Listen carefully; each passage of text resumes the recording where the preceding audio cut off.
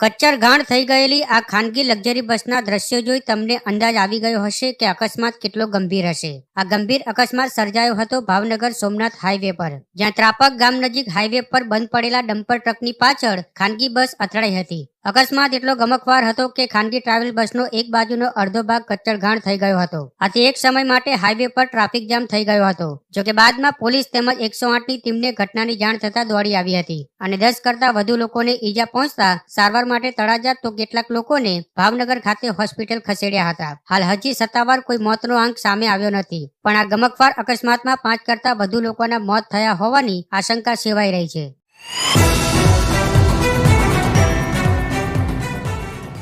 શ્રમિકોના જીવનનું શું? આપણા તો ખિસ્સા ભરાઈ જ રહ્યા છે ને। તમારી સામે ચાલી રહેલા આ વિડીયોને લઈને મિત્રો આ જ પ્રશ્ન ઉભો થઈ રહ્યો છે, જે જેતપુરનો છે। એટલે તેવા શ્રમિકોને કહેવા માંગીએ છીએ કે હે શ્રમિકો, નીચે ઉતરો, તમારા કોન્ટ્રાક્ટરને તમારા જીવની કઈ પડી જ નથી। હા મિત્રો, અહીં નવાગઢ ખાતે બની રહેલી નવી 100 ફૂટ ઊંચી પાણીની ટાંકી પર કામદારો પાસે કેવી રીતે સુરક્ષા અને સલામતીના સાધનો વિના કામ કરાવવામાં આવી રહ્યું છે તે તમે જોઈ શકો છો। જેતપુર નગરપાલિકા દ્વારા બનાવવામાં આવી રહેલી આ ઓવરહેડ ટાંકીનું કામદારો પાસે જીવના જોખમે કામ કરાવાતું હોવાનો ચોંકાવનારો વિડીયો સામે આવતા અનેક સવાલ ઉભા થયા છે। કોન્ટ્રાક્ટરને જાણે કામદારોના જીવની કંઈ પડી જ નથી તેવું લાગી રહ્યું છે। જવાબદાર કોન્ટ્રાક્ટર સામે હવે ક્યારે પગલાં ભરવામાં આવશે તે જોવાનું રહ્યું।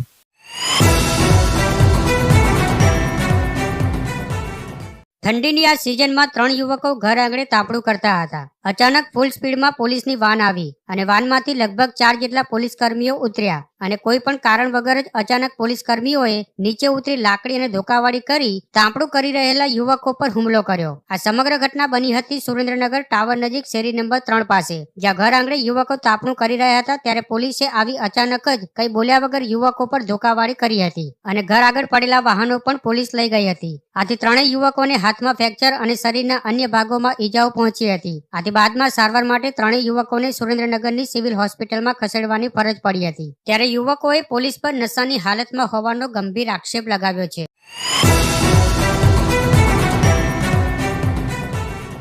31 ડિસેમ્બરને લઈને કેટલાય લોકોએ પાર્ટી કરવાનો પ્લાન બનાવી લીધો છે।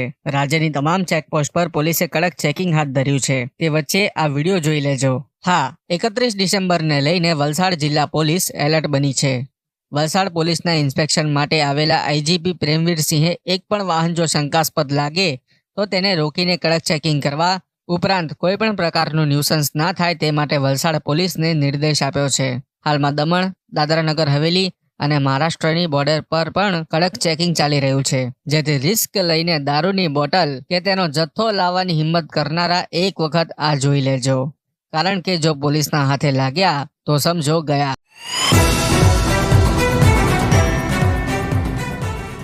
તસ્કરોએ હવે સુરતના કિમ 4 રસ્તા નજીક યુનિયન બેંકને પોતાની નિશાન બનાવી છે। અહીં તસ્કરોએ બેંકની દિવાલમાં કટર મશીનથી બાકોરો પાડીને ઠંડા કલેજે ચોરીની ઘટનાને અંજામ આપ્યો છે। ચોરોએ અહીં કેટલી શાંતિથી ચોરીની ઘટનાને અંજામ આપ્યો હશે તે તમે આ વિડીયો પરથી જાણી શકો છો। આ બેંકના પાછળના ભાગે ફક્ત પ્લાસ્ટિકનો એક તકલાદી દરવાજો છે। ઉપરાંત આટલી મોટી બેંક હોવા છતાં બેંક દ્વારા અહીં સિક્યુરિટી ગાર્ડ મૂકવામાં આવ્યો નહીં હોવાનું પણ જાણવા મળ્યું છે। ઘટના સ્થળેથી શંકાસ્પદ પ્રવાહીની પોટલીઓ અને કાકડીઓ પણ મળી આવી છે।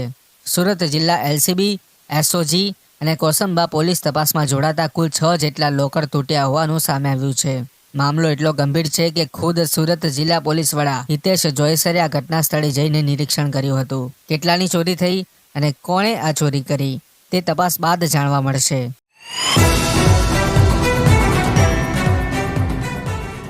સુરેન્દ્રનગર પોલીસ બેડામાં ચકચાર મચી ગઈ છે। અહીં લીંબડી સબ જેલમાં ખૂંખાર કેદીઓ માટે ગાર્ડ મૂકવામાં આવ્યા છે, પરંતુ સરપ્રાઇઝ ચેકિંગ દરમિયાન ગાર્ડ તરીકે મૂકેલા 4 પોલીસ કર્મીઓ હાજર નહોતા, જેને લઈને સુરેન્દ્રનગર જિલ્લા પોલીસ વડા લાલગુમ થયા હતા। તેઓએ તાત્કાલિક આ મામલે એક્શન લીધા છે। 4 ગાર્ડ નટવર, હરપાલ, વિરેન્દ્રસિંહ દિલાવરસિંહ અને વિરેન્દ્રસિંહ ગનુભાને સસ્પેન્ડ કરવામાં આવ્યા છે। એક તરફ તાજેતરમાં સુરેન્દ્રનગરમાં હત્યા, અપહરણ, ફાયરિંગ અને છેડતી જેવી અનેક ઘટનાઓ બની છે।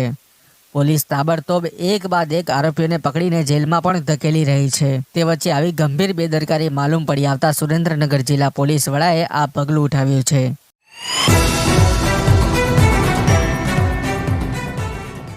મહિલાઓ પર વધતા જતા દુષ્કર્મના બનાવો અટકે અને સમાજમાં એક મજબૂત દાખલો બેસે તે ઉદ્દેશથી જિલ્લા સેશન કોર્ટે મહત્વનો ચુકાદો આપતા આ આરોપી અરવિંદ ઉર્ફે કટીલાને આજીવન કેદની સખત સજા ફટકારી છે. આ નરાધમ આરોપીએ ખેડા જિલ્લાની 65 વર્ષની વૃદ્ધ સ્ત્રીને ગળું પકડી ધસડી ગાલ પર બચકા ભરી દુષ્કર્મ આચર્યું હતું. એટલું જ નહીં, દુષ્કર્મ આચર્યા બાદ પીડિત મહિલાને જાનથી મારી નાખવાની ધમકી પણ આપી હતી. જે બાદ ફરિયાદીએ આરોપી વિરુદ્ધ પોલીસ સ્ટેશનમાં ગુનો નોંધાવ્યો હતો અને પોલીસે આરોપીની ધરપકડ કરી હતી. ત્યારે આજે જિલ્લા સેશન કોર્ટે અરવિંદ ઉર્ફ કટીલા નામના આ આરોપીને CRPC કલમ 357 હેઠળ 4 લાખ વળતર પેટે ચૂકવવાનો તેમજ 51,000 દંડ અને આજીવન કેદની સજાનો હુકમ કર્યો છે.